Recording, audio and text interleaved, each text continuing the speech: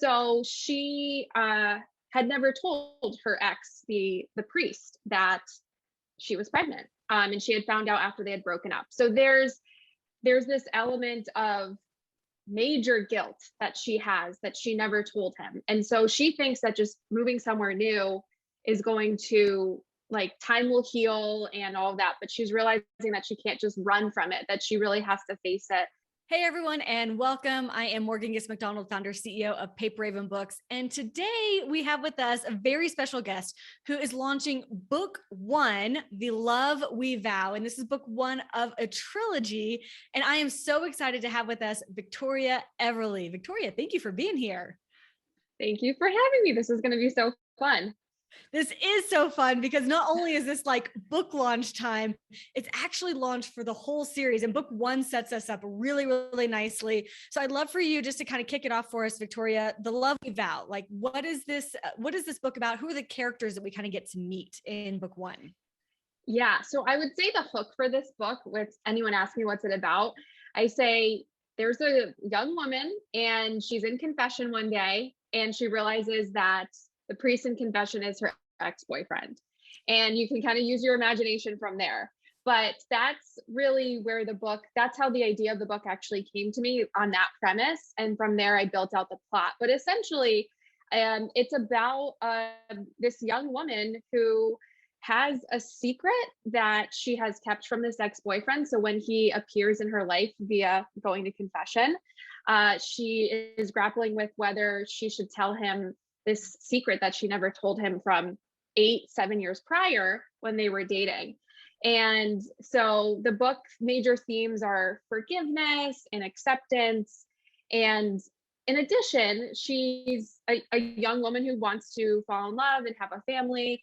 And so there's this kind of tug of war between her feelings that she's kind of redeveloping for her ex-boyfriend, who's a priest. And for those who are Catholic, or even if you're not, I think most people probably know that, like, Catholic priests don't get married. There is a part actually of the Eastern part of the Catholic Church that does allow married men to be priests, but most of the Roman Catholic Church, you're not allowed to be married and be a priest. So having feelings for a priest is set up for disappointment. So that is really what the book is about. In addition to, there is another man in the book that she also is falling in love with. So that's a little tease for you.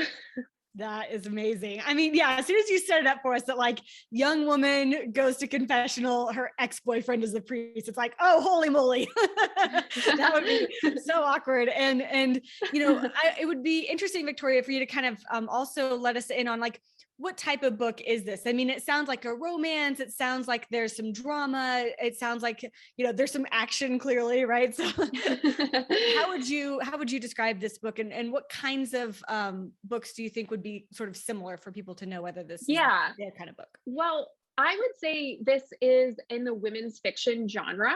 So it's not a straight up romance genre type book. There's romantic elements in it and there's a love storyline, but it's more women's fiction, and it's more about the development of my main character, Violet.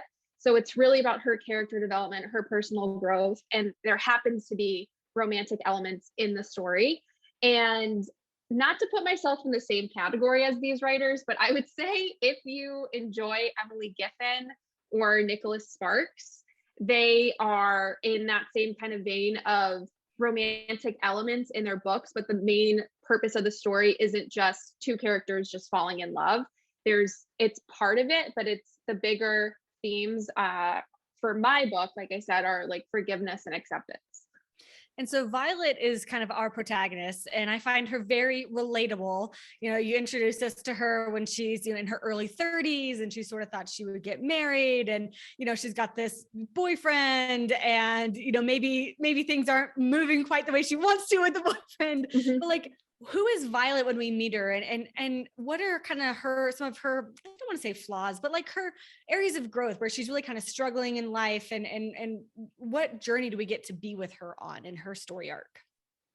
Yeah, so when the book starts, she's basically just moved to Maine. She's a TV news reporter, And so she's in a new city doing that. And she thinks that starting in a new area is going to help her overcome the guilt of not sharing this secret about a pregnancy. It's not a huge secret, because if you read the back cover, we know that she was pregnant at one point.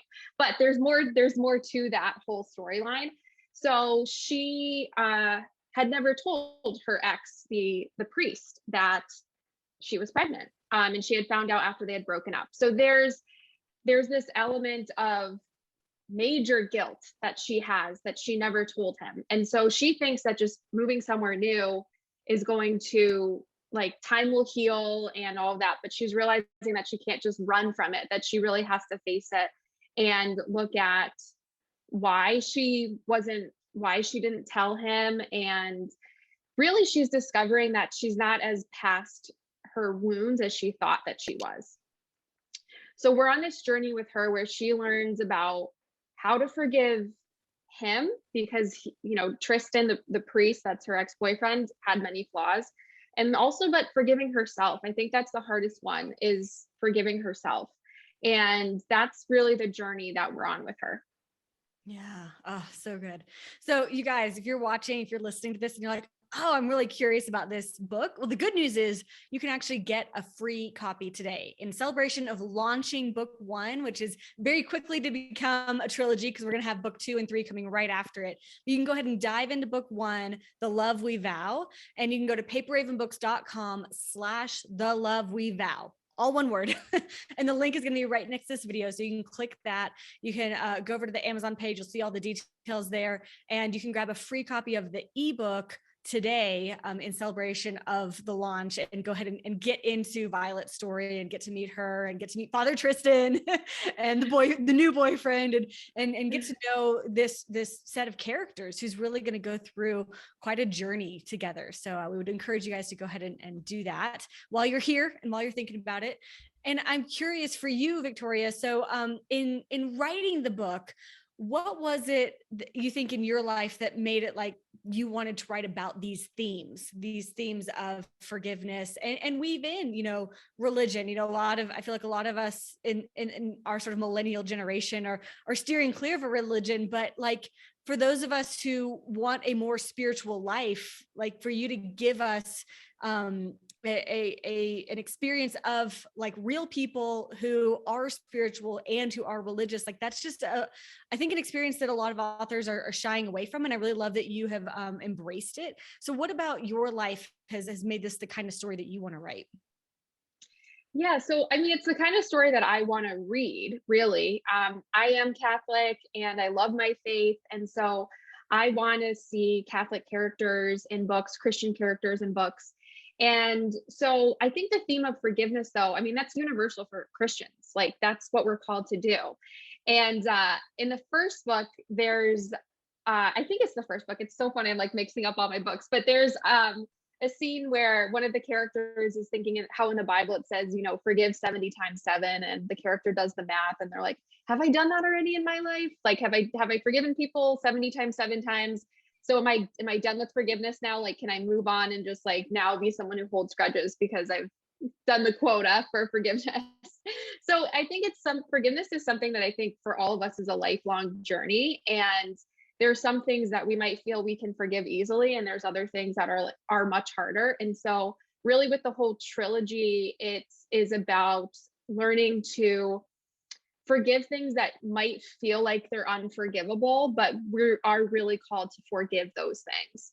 And so for me, I remember it was during COVID that just one night I was just thinking about just, the premise. I was thinking, wow, what if I went to confession and my ex-boyfriend was there? That's kind of how the idea started. But then I was like, it's got to be more than that. Like, where's the tension, more tension in that? And so really, as I was writing it, I really just wanted that feeling of forgiveness. And I really felt as I was writing it, like that God was asking me to like enter into writing scenarios that would be difficult for me as a person to live through, so that other people who might be going through those circumstances can relate to it.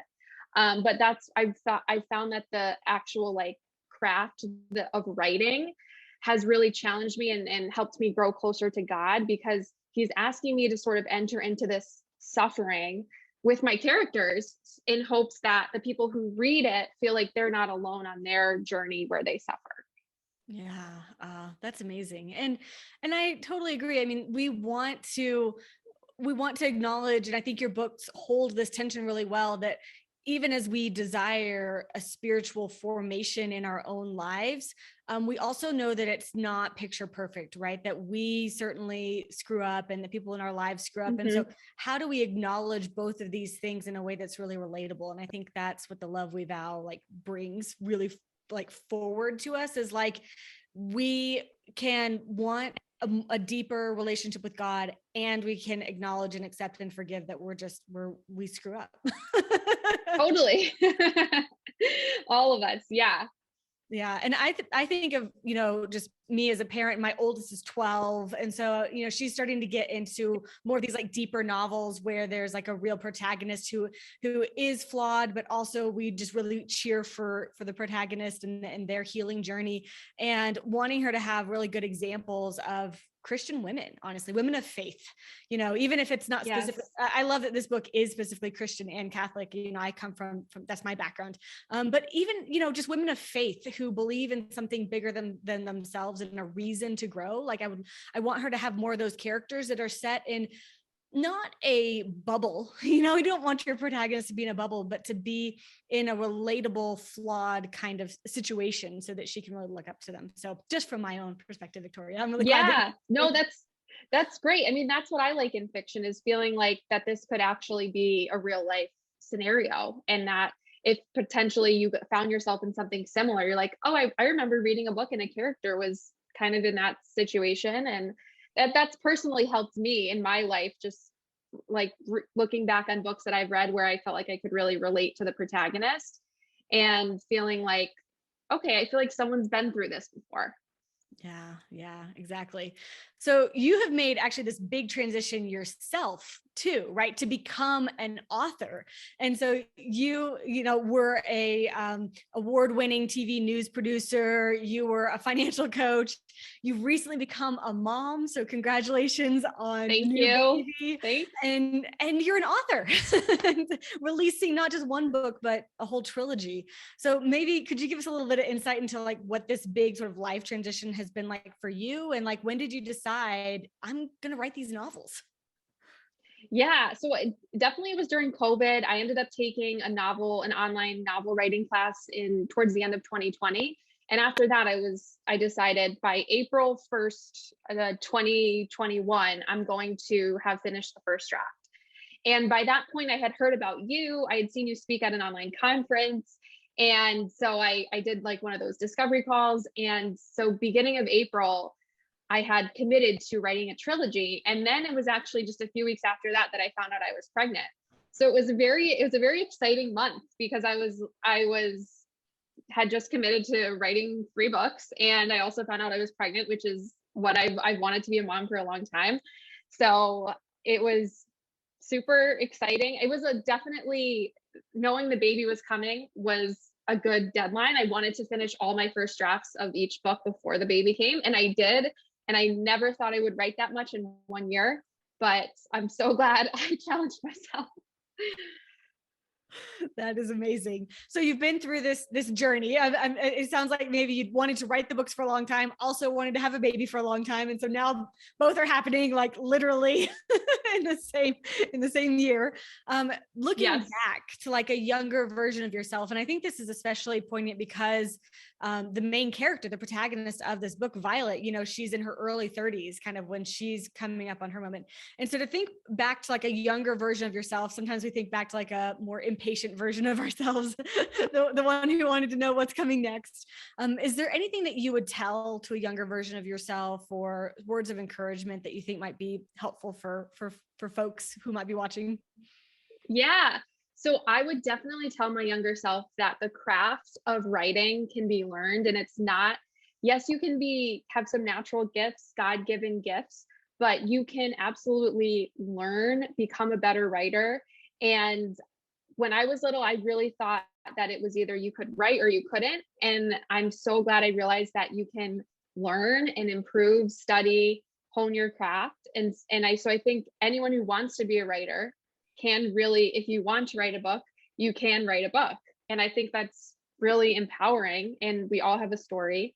So that's what I would encourage anyone, even if you're not young as like a little kid right now, but you're like retired, even, like, you can still learn. And that's what I would want to encourage people to keep in mind. So good. And I 100% agree. I mean, even like you and I, at this point, we've both written books. If we were to go back even now to those books, we'd say, oh, I think I could do that a little bit better. And it's not because we weren't good at writing before. It's just, oh, you get a little bit better, a little bit more perspective, a little, some more tools in your tool belt, so to speak. And that's going to be true for your entire life. So you might as well just like jump in, write the first book, start figuring it out. Totally. I know, from like first draft to like the final edits, there's times where sometimes when I'm editing, I'll highlight a word in the Google Doc and I'll just write cringe, meaning like, I can't believe I wrote that, but I'm going to go back and fix this. So that's like my word for myself. But there's a lot of cringe-worthy moments, sentences in my first drafts, and that's okay. I love seeing the progression. Yeah, that's so good. Well, thank you, Victoria. I'm so glad that you took some time for us today to introduce us to Violet and Father Tristan and Jude, the boyfriend. Thank you for having me. Of course. So you guys, don't forget, go ahead and get into book 1, The Love We Vow. Go to paperhavenbooks.com/The Love We Vow.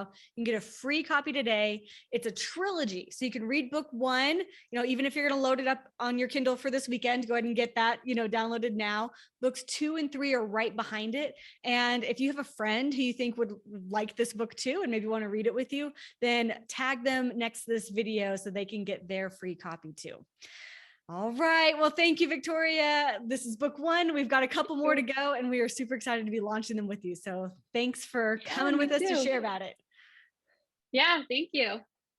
We'll see you guys next time. Bye, everybody.